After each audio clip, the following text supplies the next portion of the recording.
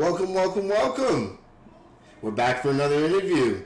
Of course, this is your host, Nate, and I am here with the Magic Magernas, the man himself, Devon. How are you? Hello. Hello. I'm doing well. So, before we get into, the nitty-gritty and the success you've been having, what got you into competitive battling? Okay, so I've played Pokemon for years.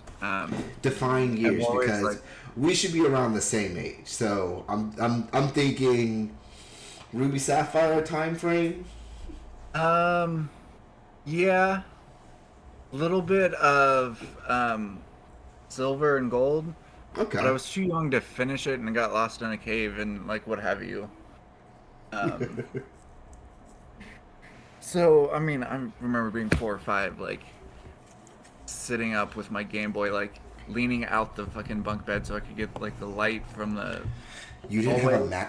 a Mad Cats No? or a Game Boy Advance SP. They wasn't out back then. I'm talking like Game Boy Color days. I mean, I had a Game Boy Color, and then I got a Game Boy Advance, and I had that for. I want to say I had a Game Boy Advance until I would say right before Ruby and Sapphire came out, and then I got the SP.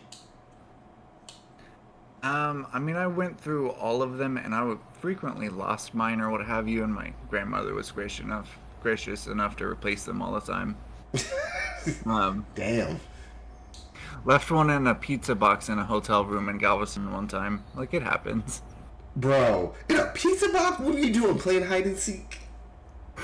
Bro, I was like 8. I couldn't even fucking tell you. But okay, so you started around that time frame. What propelled you into actually like building competitive teams? So I played ROM hacks for years, and that's really like my extent of Pokemon. Is just like playing ROM hacks and playing through like older games. Like I don't think I've beaten any game past like Gen 3. Really? I have Sword and Shield, and I think I have like 4 or 5 badges, but like I don't know that it's too easy for it to be that long, and I just got bored. So you Uh, haven't beaten any Pokemon game since Gen 3 all the way to the champion. no, Bro, Mm-mm. I'm gonna need you not to at not least do even. that for Gen 9. I plan on it. Um, just I don't like Gen 8. Granted, it's the only thing that I've played competitively. Mm-hmm. Um, but like I don't like Dynamax, and I wasn't having fun in Sword and Shield. Um, but like what got me into competitive was like playing Radical Red. I don't know if you've played through that. I have. I'm about Um, halfway through Radical, doing a Nuzlocke through Radical Red. Good luck. Bro, It's it's been rough. I tried to Nuzlocke it a few times, and I'm just not that good at Nuzlocking. But um, just the team comp in that is crazy. I mean, you got to rebuild for every gym. Mm-hmm. Um, but like going through that and like using the Gen 8 Mons or what have you, I was like, okay, well, let me hop on to Showdown. Um, and like literally the first time I was on Showdown was about a year ago. Okay. Um, so like as far as my competitive, it started in my mid 20s. Here we are. So you were freshly new to the competitive scene. Yes. You know what? For as short of a time as I've known you, I've seen a essentially a jump in the battle prowess that you've shown. I know we battled in Region Wars for the first time last season, and then we had our battle in the Discord League. So it's definitely nice to see that you can adapt quickly and you can think on the fly. But Um, let's Go ahead. Oh, that was at the end of the statement. Oh. I think it really depends on the league, of how much time I put into it and how much time I actually spend on like my draft board, because I've noticed like my draft board effort and my success throughout the league match. Hmm. If I just like throw a team together and like, oh, this will be fun, I want to try this or what have you, and like I'm just there to have fun, then I generally don't do too well. But like when I put a lot of thought into it and actually sit down and like prep properly, it pays off. I mean, it has, because currently you are currently 5-1 and number 2 in your division. Yeah. You already know who's the current division leader in your division. He's the only person who's beat me, and I'm ready for that rematch. But Um, we will get to those rematches actually. But first, let's talk about your team. So you you and like maybe 3 other are the only people to not have made any changes from your initial team you drafted. You have drafted Tapu Koko, Galarian Darmanitan, Mandibuzz, Buzzwole, Blissey, Regidrago, Quagsire, Alolan Raichu, Raboot, Crustle, and the also ghostly Mega Gengar. So, likes, dislikes, what was the idea behind the team?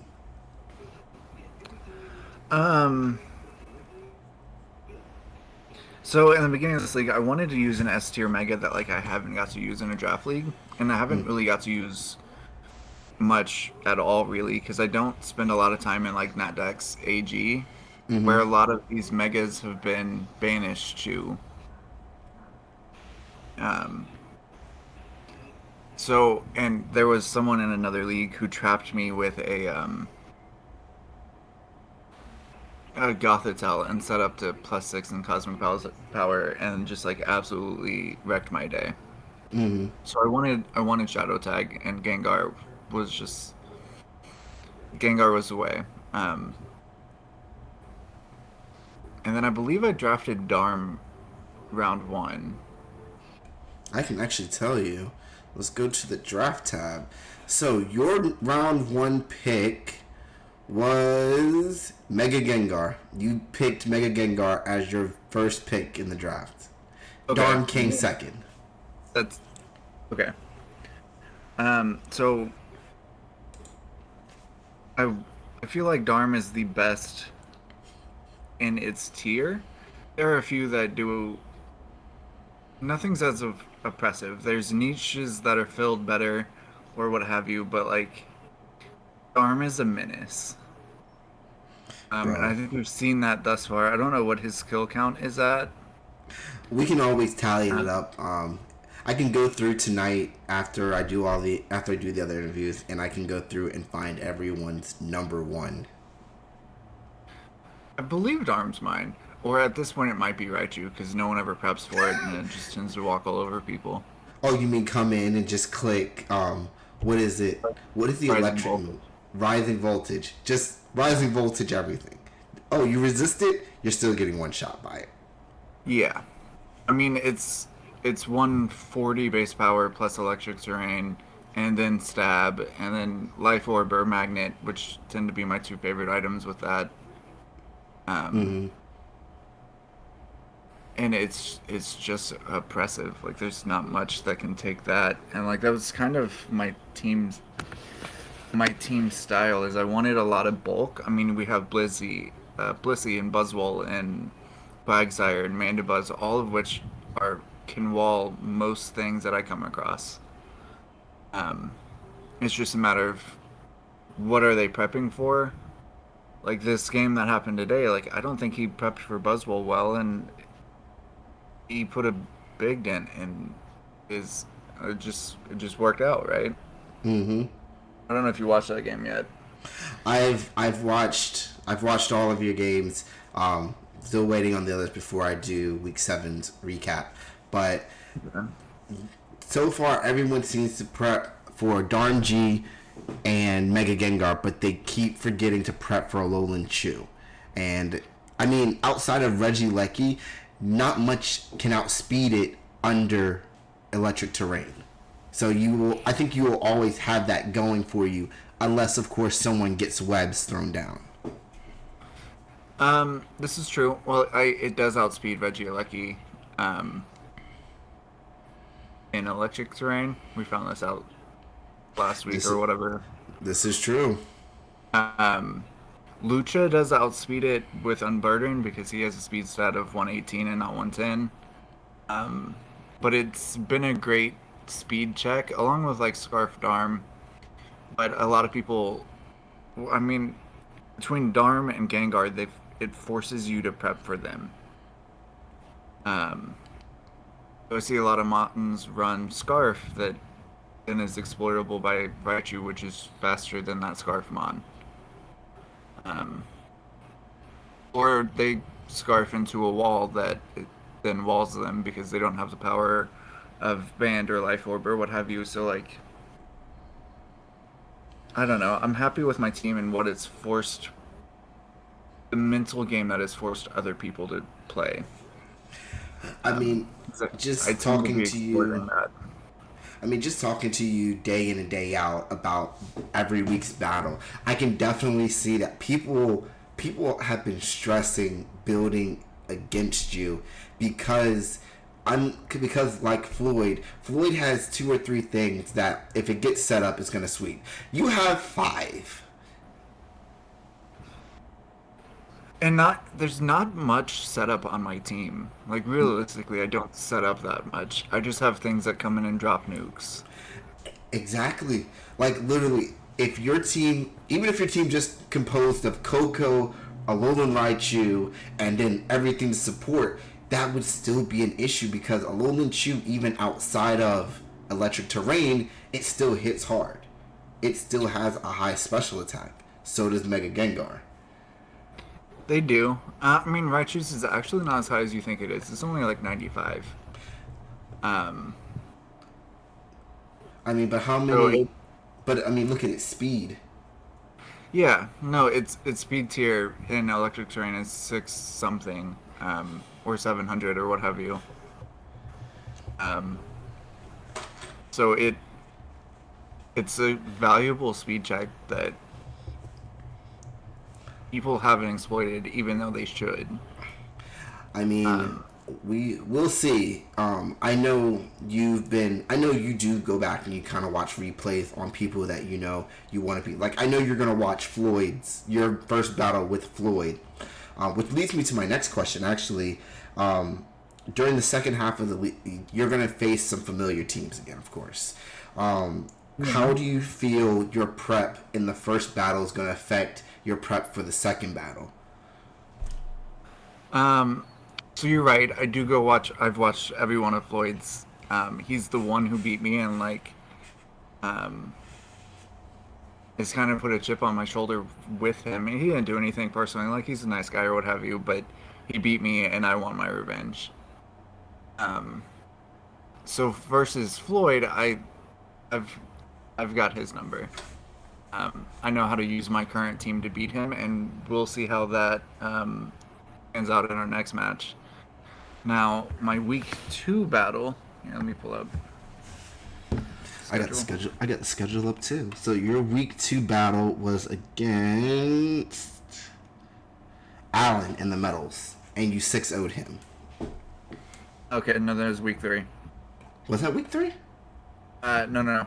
Okay. Your week 3 was against Jaden. The one with Dustman. Mm-hmm. Now, I worry about that one, if I'm being honest. Mm-hmm.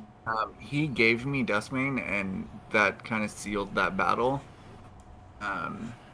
So he's honestly not someone I want to see in the playoffs, because his team is...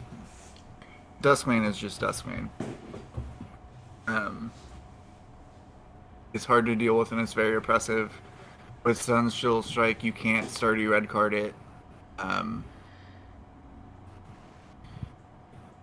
So, like, it worries me. I thought you were going to say, maybe... And then the metals... I mean, I have strats for that, but I don't want to give them out in this interview. Oh, of course, of course. Now there is a chance, based on the current standings in your division. Of course, Floyd's at 6-0. You're at 5-1. Jaden's at 3-3, and Allen's at 0-6. Realistically, if I had to honestly give a realistic expectation, unless Allen were to win out, if he loses one more game, he's effectively eliminated from the playoffs. Um, your division are all in the positive. He's not going to, of course, become division champ unless Floyd drops in his next 6, which I don't see happening. I don't expect you to drop another 5, and I don't expect Jaden. Jaden might be hit or miss. Jaden might lose 2 or 3 more, might. But Jaden is also one of those guys that I've battled who just like how you and I talk and we brainstorm and we kind of calc. He has an entire crew behind him, to include like 3 or 4 people in the actual league currently. So there's a lot of people who prep together and build together. So I don't expect Jaden to stay where he's at. I expect him to start making a lot more noise in the second half of the season. He's got a great team, and it definitely can happen. It's really gonna come, and Floyd has a much better differential than me. I think now he's +7 on me after this week. Let's see. Currently, yeah, he's +7. So, honestly, it would honestly just take you winning one game and then keeping pace with him for the rest of the season. Yeah, I mean he's got to drop 2 realistically, and I've got to not drop any. Because he's gonna beat me out on differential, and I need to beat him out on Wins. wins. When is your rematch with him? I believe that's week 9. Week 9. Week 9. No, it's not week 9. I think it's week 10. Actually, no. You don't. Yeah, you do. Where are you at? Baltimore, Metals, Baltimore, Golden State, Baltimore, Georgia, Baltimore. Oh no. It's next week. Oh. Your rematch with Floyd is week number 8. The winner of this match more than likely is going to win the division. Yeah. Yeah. Okay. Now, I do want to highlight a match that I think is going to be fun. You face Devon week 11. I'm excited about that one. He's actually done pretty well thus far. I don't hear me.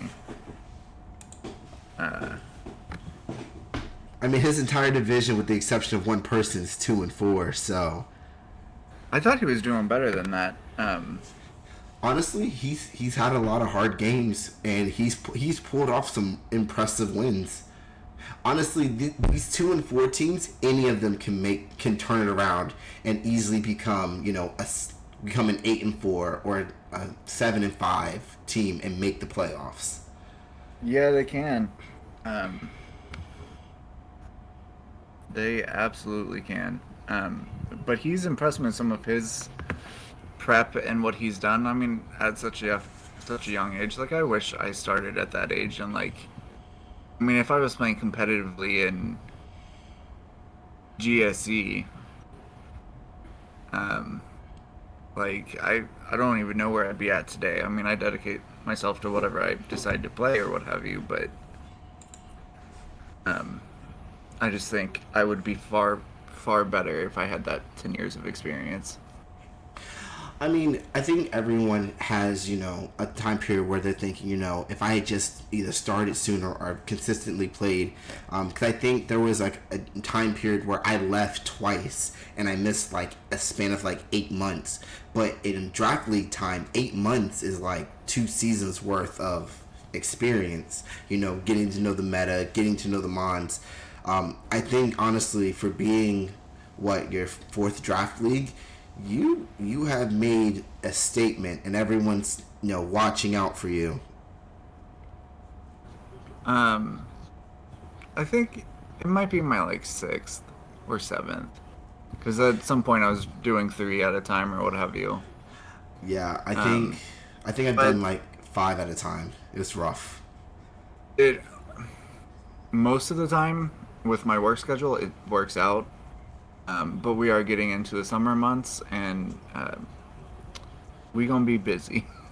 Yeah, I can feel you on that. That's why when I told Alex and Jeff about doing the mid-season interviews, they were like, "Yeah, that's a great idea. Halfway through the season, get the interviews done. Boom." Now, final question. In the event you do make playoffs, which I believe you need to win 7 games, gets you in the door. 8 games confirms it, unless the jump between you and the other players is significant. Like if the 2 and 4 people, if they end up having 5 losses or even 6 losses, if no more than I say 4 get 6 losses, anyone who has more than 6 wins is confirmed for the playoffs. At that point, Okay. um, Um, I Floyd has mean, to win. anything can happen, Hmm. but I'm 2 wins away from 3 wins away from that. I'll make playoffs. Um, um, I Now, already have my sights set on the A League. oh, everyone's had their sights set on getting to main league. In the event you do make playoffs, do you think your play style is going to change based on who's going to be in the playoffs, or are you going to kind of keep the same mindset and just not change anything? I think my playstyle changes drastically from game to game. I may be wrong on that, but um, at least my game plan going into them changes. Well, everyone's Um, game plan changes, but when you make playoffs, are you going to be a bit more aggressive? Are you going to try to play a bit more of the long game? Are you going to try to like really exploit the weaknesses and the hazards, or are you just going to keep the same? All right, this person, this person, this person. This is where I want to be. This is where I need to be to get my goal of getting the win and essentially getting to the main league. I don't think my playstyle will change too much. I mean, for my team and how it's structured, it's really just having the right mon in front of either a threat or, um, exploiting their weaknesses or just dropping enough damage that it doesn't matter if it's resisted, but just being in the right position at the right time within a game is how my team wins. And I have a lot of pivoting between the mons that I choose to take on most weeks. Yeah, Between U-turn and teleport and volt switching, um, which a lot of my team carries. I think that's been my success thus far. I mean, I I would don't plan on say changing that. okay. I mean, pivoting definitely has always kept the momentum on your side of the field. So, okay, definitely some interesting ideas. I'm now circling the week 8 bout between you and Floyd for essentially the division,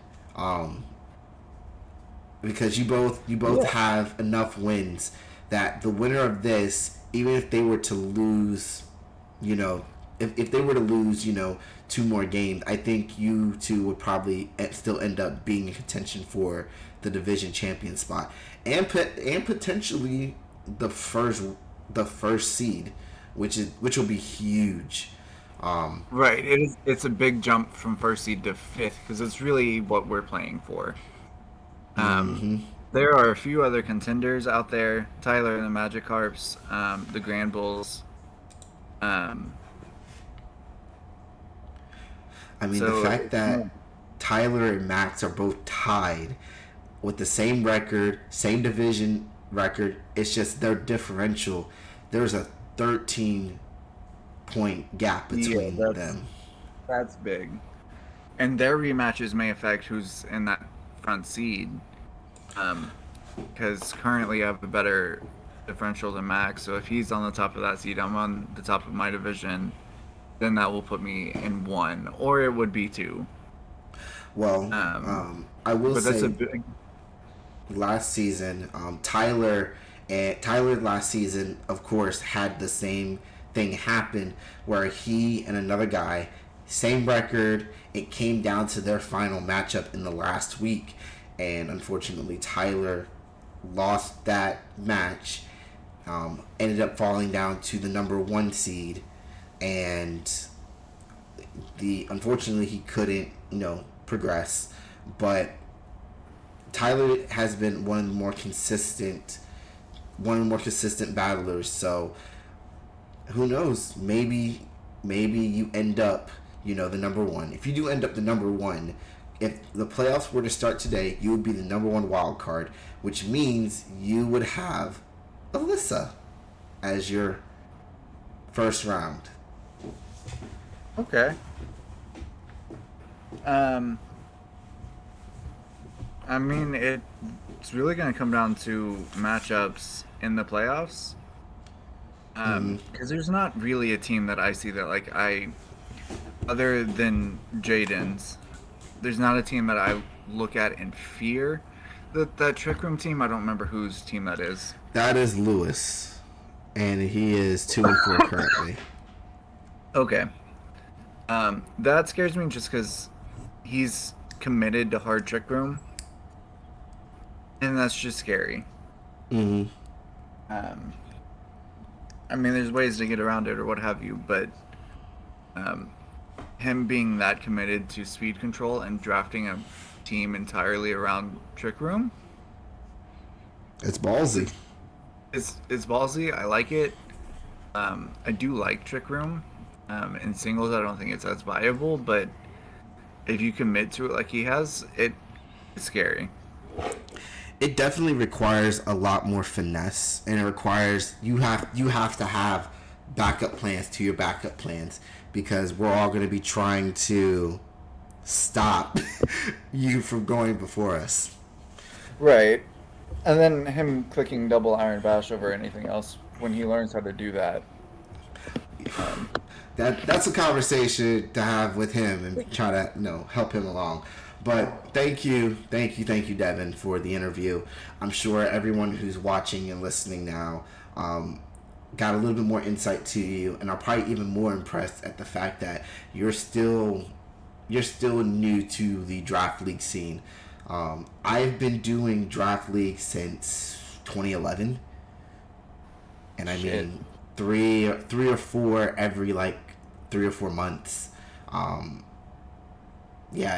been in draft for a while, so to see someone come in who's only done maybe a handful and immediately adapt and has taken such a command, it's to be commended, and you're definitely going to be someone people are going to be watching out for.